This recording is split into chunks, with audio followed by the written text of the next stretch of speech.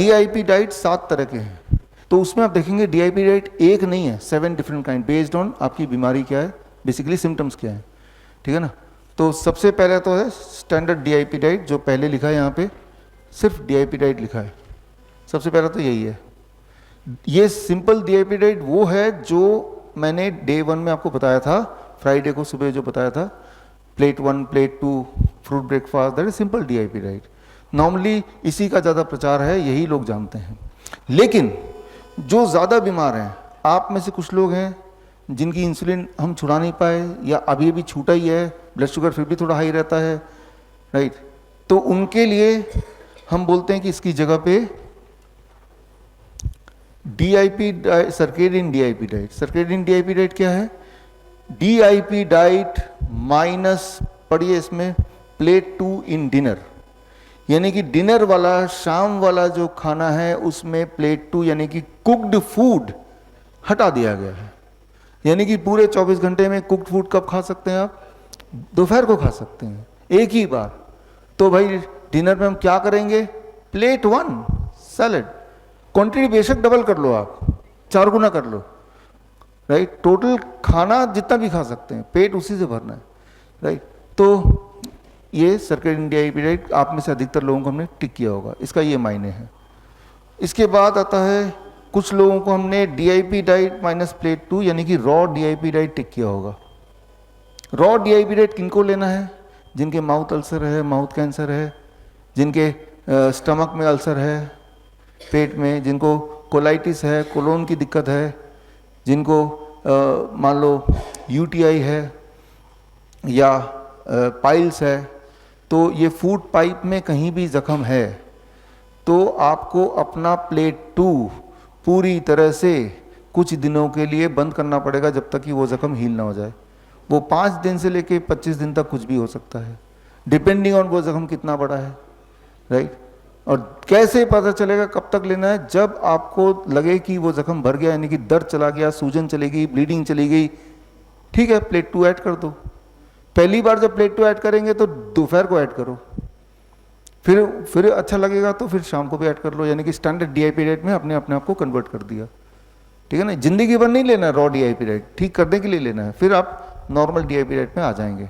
Normal DIP diet में आने के लिए भी एकदम से जम करके नहीं आना है, पहले सर्केडियन डीआईपी डाइट कुछ दिन कर लेंगे, मान लो 10 से 15 दिन, फिर इस पे आएंगे, है ना। तो ये हो गया, कुछ लोगों को हमने रॉ डीआईपी डाइट टिक किया है।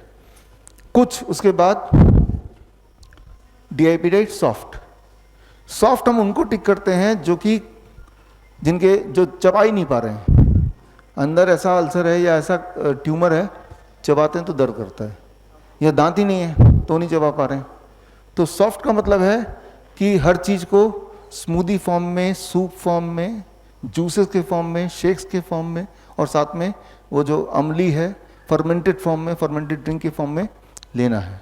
इनकी रेसिपीज़ भी हम आपको दे देंगे, राइट, पूरी तरह से, ताकि आप सॉफ्ट डीआईपी डाइट बना पाएँ। तो ये थोड़े से हैं आप ही में से जिनको टिक किया। फिर आता है डीआईपी डाइट स्टीम्ड। आप में से कुछ लोगों को डीआईपी डाइट स्टीम भी टिक किया। आप में से वो लोग जो बोलते हैं कि हमें तो ब्लोटिंग हो रही है, हमें तो गैस बन रहा है, तो प्लेट 1 सैलड को थोड़ा स्टीम कर लेंगे तो वो स्टीम डीआईपी डाइट बन गया। किसको टिक किया होगा या कौन ले सकता है जिसको रॉ सूटेबल नहीं हो रहा है? कैसे पता चलेगा रॉ सूटेबल है कि नहीं? आपको इंडाइजेशन हो जाएगी, ब्लोटिंग हो जाएगा, तो समझ लीजिए कि वो सूट नहीं कर रहा मुझे। कितने प्रतिशत? 5% लोगों का ऐसा ही होता है। तो वो 5% लोग अगर अपने आप को आइडेंटिफाई कर रहे हैं तो खुद ब खुद आप अपने आप को स्टीम डीआईपी डाइट में कन्वर्ट कर सकते हैं। फिर आता है 0 ग्रेन डीआईपी डाइट। ये ऑटो इम्यून डिजीज पेशेंट के लिए है, जैसे स्किन डिजीज है जो कभी ठीक नहीं होने वाला अदरवाइज, उनको हम बोलते हैं, या इंसुलिन डिपेंडेंट डायबिटीज टाइप 1 के बच्चे हैं, या ऑटिज्म के बच्चे हैं, एडीएचडी के बच्चे हैं, डाउन सिंड्रोम के बच्चे हैं, उनको हम बोलते हैं कि आप अपने जीवन से गेहूं को हटा दो। इवन हम बोलते हैं कि जीवन से मिलेट्स को भी हटा दो, ग्रेन्स को ही हटा दो। तो करना क्या है? तो करना क्या कि रोटी कैसे खाएंगे? तो 0 ग्रेन रोटी खाओ। तो 0 ग्रेन रोटी, 0 ग्रेन आटा बनाओ। वो कैसे बनाएंगे वो आपको सिखाया था? सिखाया, राइट। उसका वीडियो भी आपको दिया होगा, नहीं दिया तो दे देंगे। तो वो बनाओ, तो याद रखिए, हम में से कुछ लोगों को मैंने पहले भी बताया था, गेहूं जिसके अंदर ग्लूटिन नाम का एक प्रोटीन होता है, वो हमें ऑटो इम्यून ट्रिगर कर देता है कुछ लोगों में। तो इसीलिए जो ऑटो इम्यून के बच्चे हैं या न्यूरोलॉजिकल डिसऑर्डर के बच्चे हैं, तो उनको हम बोलते हैं कि आप अपने डाइट से गेहूं तो पर्टिकुलरली और इन जनरल एक बार को सारे ग्रेन से हटा दो जब तक ठीक नहीं हो जाते, है ना। तो इसे कहते हैं जीरो ग्रेन DIP डाइट। जैसे डायबिटीज़ टाइप 1 हो गया, कुछ इंसुलिन डिपेंडेंट पेशेंट को भी हम बोलते हैं, अगर इंसुलिन हम छुड़ा नहीं पाए 3 दिन में, कि कुछ दिनों के लिए आप अन्न छोड़ दो, क्योंकि अन्न ग्रेन्स ब्लड शुगर एब्रप्टली बढ़ा देता है, तो उसको छोड़ दो। ऐसा अन्न में कुछ है नहीं कि उसको छोड़ने से आपको कोई डेफिशिएंसी हो जाएगी। फ्रूट्स वेजिटेबल तो ले ही रहे हैं, राइट। तो इसलिए तो वो कुछ लोगों के लिए है, तो उनको हमने टिक किया है। फिर आता है एक आखिरी nitric oxide DIP diet. Nitric oxide DIP diet क्या है कि जब ये खास तौर पे हम बोलते हैं जो insulin dependent diabetes type 1 type 2 patients को, कि इंसुलिन हम पूरी तरह नहीं छुड़ा पाए, ब्लड शुगर हाई जा रहा है, या जिसका भी ब्लड शुगर हम कंट्रोल नहीं कर पाए, वो मैंने आपको बताया भी था। DIP डाइट स्टैंडर्ड वाला ही है, लेकिन दिन में 3 बार पत्ते खाने हैं। कितना पत्ता खाना है और कौन सा पत्ता खाना है? जितना बॉडी वेट है, मेरा बॉडी वेट 70 kg है, तो 70 ग्राम पत्ते पूरे दिन भर में मुझे खाना है। 70 ग्राम कौन से पत्ते?